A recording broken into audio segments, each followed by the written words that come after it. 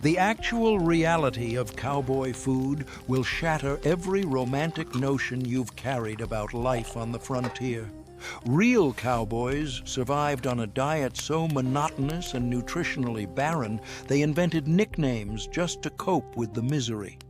Beans became Pecos strawberries, and their biscuits earned the title Hot Rocks because they were dense enough to break teeth and had to be smashed with rifle butts before anyone could chew them. This wasn't dining, it was endurance. The coffee had to be thick enough to float a horseshoe, the salt pork was so heavily cured it caused debilitating thirst, and your daily biscuit came with free protein, courtesy of the weevils and maggots infesting the flour. No fresh vegetables, no variety, no relief. Just the same three items, day after day, cooked over buffalo dung fires and served by a tyrant with a ladle.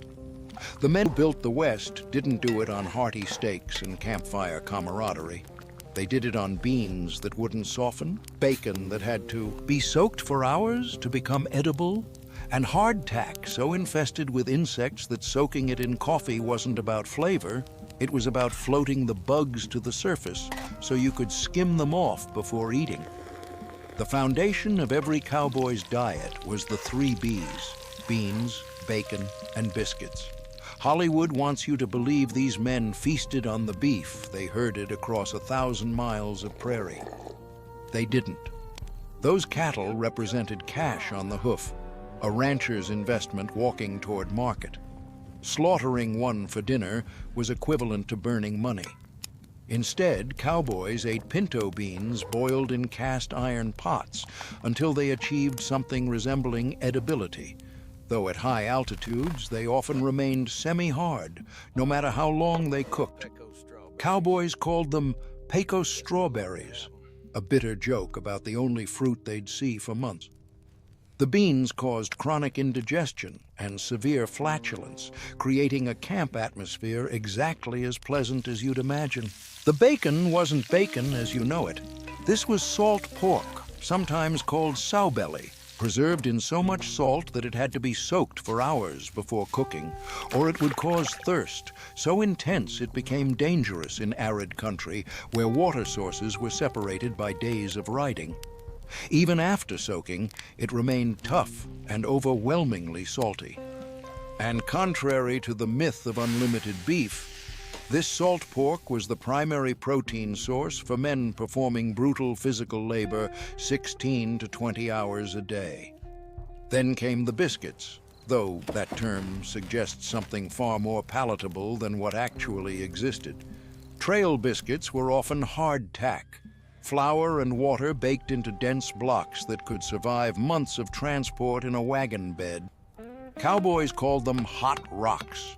They weren't exaggerating. Hardtack had to be smashed with a rifle butt or the back of an axe before it could be eaten. The standard preparation was to break off pieces and drop them into coffee to soften, which served 2 purposes. First, it made the hardtack chewable. Second, it forced the weevils and maggots living in the flour to float to the surface, where they could be skimmed off. The flour used on the trail was never fresh. It was bulk purchased, stored in sacks, and transported across hot prairies in uncovered wagons. Infestation wasn't a possibility. It was guaranteed. The wreck pan was a dedicated dish for soaking hardtack, named because the biscuits were so destroyed by time and insects they had to be wrecked further just to become food. This was breakfast, this was lunch, this was dinner: beans, salt pork, and hardtack. Repeat for 3 months. Charles Goodnight changed the frontier in 1866, though not in any way that made the food taste better. He took a surplus military Studebaker wagon and redesigned it into what became known as the chuck wagon, a mobile kitchen that transformed cattle drives from logistical nightmares into merely brutal endurance tests. Before Goodnight's innovation, every cowboy carried his own rations in saddlebags, which meant even less variety and no way to prepare hot food during storms or when the herd was restless. The chuck wagon centralized food storage and preparation, but more importantly, it carried enough supplies to keep men marginally functional for months at a time. The wagon's centerpiece was the chuck box, a cabinet mounted on the back with drawers and compartments holding flour, salt, dried beans, coffee, and the sourdough starter that would be carefully maintained throughout the entire drive. Sourdough was critical. It was living yeast, kept alive in a crock, fed with flour and water, and used to leaven biscuits since commercial yeast didn't exist on the trail. Lose the starter, and the biscuits became even worse. Also stored in the chuck box, medicinal whiskey, which was rationed strictly and served more as antiseptic and painkiller than recreation. Underneath the wagon bed, a canvas sling called the possum belly sagged low to the ground. This wasn't for comfort. It collected fuel. On treeless plains, wood didn't exist. Cowboys gathered buffalo chips, dried bison dung, and piled them into the possum belly. These chips burned hot and relatively clean, though the smell never quite left the food. When buffalo chips weren't available, the crew burned cow dung, which worked but added a distinct bitterness to everything cooked over it. Every night, after the cook finished serving dinner and the crew settled into bedrolls, he performed one final task. He pointed the wagon tongue, the long wooden beam extending from the front, directly at the North Star. This alignment served as a primitive compass. At dawn, the trail boss would sight along the tongue to determine the heading for the day's drive. No instruments, no maps worth trusting, just the wagon tongue and the stars, reliable enough to guide herds across 1,000 miles of unmarked prairie. The chuck wagon didn't make life comfortable, it made life possible. The camp cook, called cookie or koozie, derived from the Spanish cocinero, was typically an older cowboy whose body had been broken by years in the saddle. Bad knees, ruined backs, hands too arthritic to rope cattle anymore. The trail destroyed men's bodies with absolute efficiency, and the cook's position became the dignified exit for those who could no longer perform the physical brutality required of regular ranch work. Yet, despite this being a job for the used up and worn out, the cook wielded more authority than anyone except the trail boss. And in matters of daily life, his word carried more weight. A competent cook earned double a cowboy's wage. An exceptional one made triple. This wasn't generosity. It was necessity. If the food was bad, worse than the expected bad, the crew would quit at the next town, and replacing experienced drovers mid-drive was nearly impossible. The cook's skill determined whether a cattle drive succeeded or collapsed in mutiny. He controlled the only thing that made the misery tolerable: hot food and coffee at the end of a 20-hour day. His authority was absolute and enforced through rigid codes everyone understood. Never ride your horse upwind of the chuck wagon. The dust you kicked up would settle directly into that night's beans and biscuits, and the cook would ensure you regretted it by serving you last for the remainder of the drive, which meant cold food and the scrapings from the bottom of the pot. Never take the last cup of coffee without making a fresh pot, and the rule known as man at the pot. If you rose to refill your own cup, you were legally and morally obligated to refill every other cup within reach. Refusing this duty could get you ostracized by the entire crew, and on a drive where your survival depended on the men around you, social exile was dangerous. The cook's power extended beyond food. Because he remained with the wagon while the crew worked the herd, he became the camp's doctor, dentist, barber, and banker. He pulled teeth with pliers sterilized in whiskey. He lanced infections, set broken fingers, and dispensed the medicinal alcohol kept locked in the chuck box. He cut hair, shaved faces, and held the crew's wages for safekeeping, since carrying money on the trail invited theft. The cook was a one-man institution, and crossing him meant making your life substantially worse in ways that compounded daily across months of isolation. Men who could face down stampeding cattle and armed rustlers without flinching approached the cook with caution and respect because he controlled the only comfort they had. Coffee wasn't a beverage on the frontier. It was a chemical necessity that kept men awake for 20-hour shifts in the saddle, alert enough to prevent stampedes, functional enough to survive. Without it, the cattle industry as it existed would have collapsed. And one brand dominated the West so completely that its name became synonymous with coffee itself: Arbuckle's Ariosa. The Arbuckle brothers of Pittsburgh revolutionized coffee distribution in the 1860s by roasting beans in bulk and coating them with an egg and sugar glaze that sealed in freshness. Before this innovation, coffee beans were sold green and had to be roasted at home, a process that frequently resulted in burnt, bitter batches. Arbuckle's delivered pre-roasted, standardized coffee in 1-pound packages that could survive months of transport across brutal terrain. The glaze prevented the oils from going rancid, which meant a bag purchased in Abilene would still be drinkable after 3 months on the Chisholm Trail. But the true genius was the peppermint stick. Inside every bag of Arbuckle's, tucked among the beans, was a single stick of peppermint candy. In a world where sugar was scarce and sweets were non-existent, that tiny piece of candy became currency. The cook would hold up the bag and shout, "Who wants the candy?" And grown men, hardened cowboys who'd killed rattlesnakes with their bare hands, would race to volunteer for the miserable task of grinding coffee beans with a hand crank mill.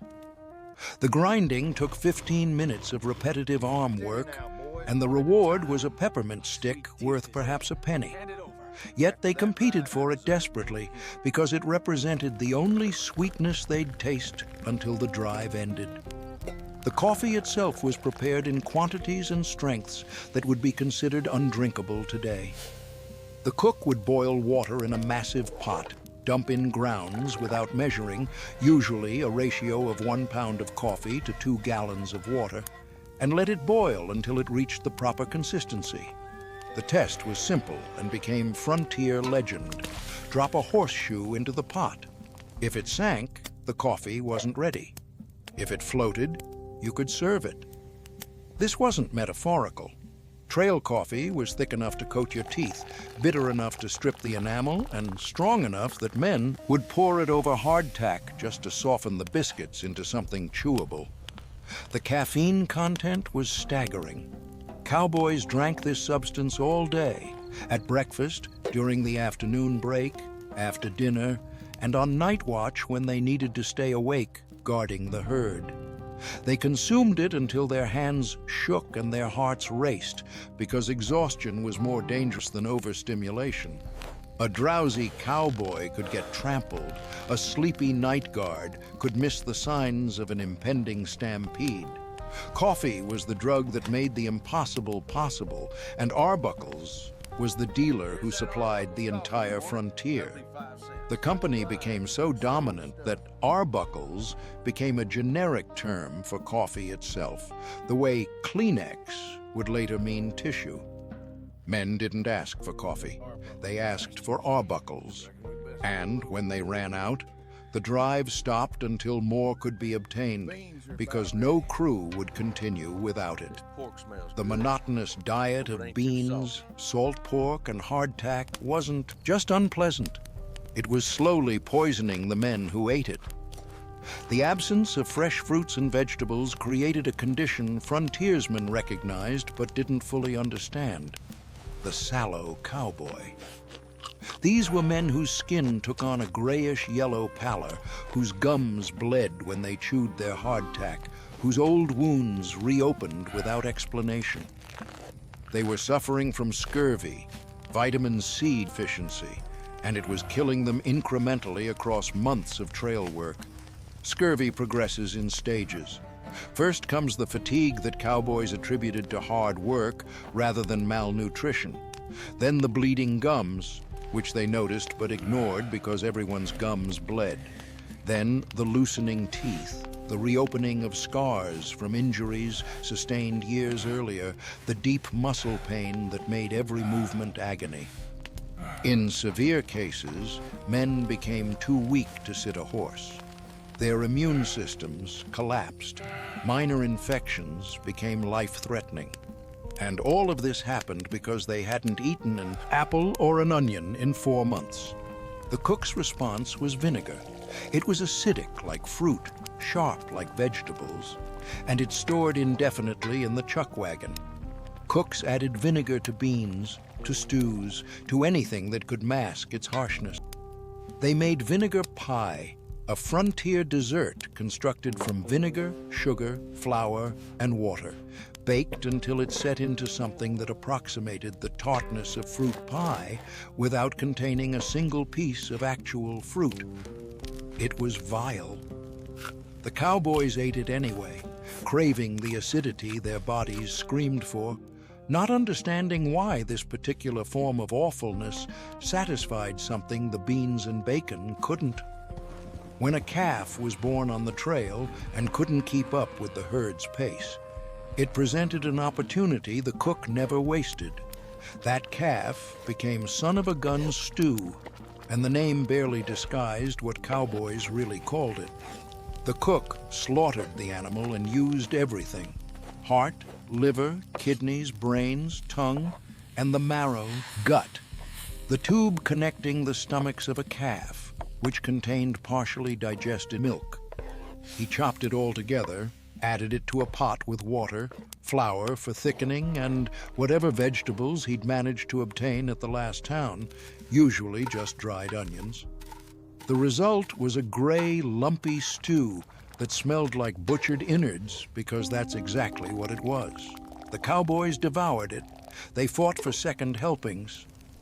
Because organ meat contained the vitamins entirely absent from their regular diet, vitamin C in the liver, B vitamins in the organs, nutrients concentrated in ways that muscle meat could never provide.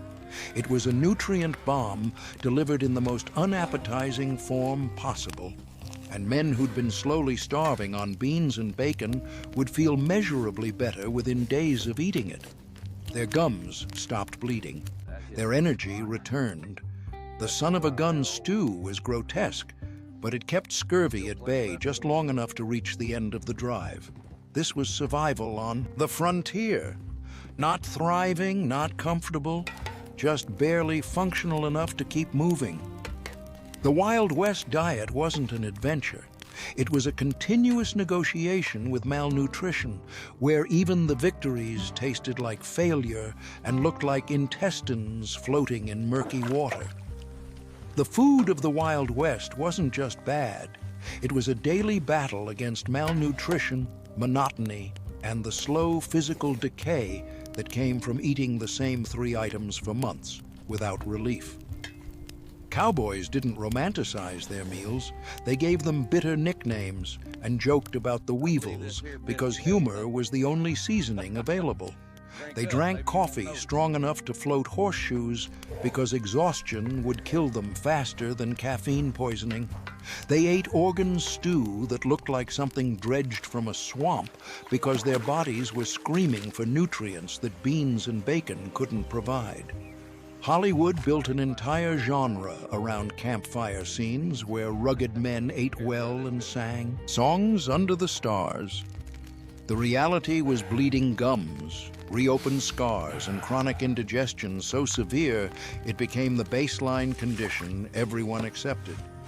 It was salt pork so heavily cured you had to soak it for hours, or risk dangerous thirst in country where water sources were days apart. It was hardtack, so infested with insects that soaking it wasn't about flavor. It was about floating the maggots to the surface so you could skim them off before eating. And it was vinegar pie, a dessert so desperately conceived it used acid as a substitute for fruit because actual fruit didn't exist within 200 miles. If you thought the frontier was harsh because of outlaws and weather, consider this. Those men faced all of that on stomachs full of food that was actively working against them. They built the West not despite their diet, but while fighting through the weakness, illness, and misery it caused. The chuck wagon wasn't luxury. It was the difference between impossible and barely survivable. The cook wasn't just making dinner, he was keeping men alive long enough to reach the next town. And those cattle they drove 1,000 miles? They never got to eat them. That beef was money. Their reward for months of brutal labor was reaching the end of the trail, still functional enough to collect their wages, ride into town, and eat the first fresh vegetable they'd seen since leaving. The Wild West wasn't won on full stomachs. It was won by men hungry enough to keep moving anyway.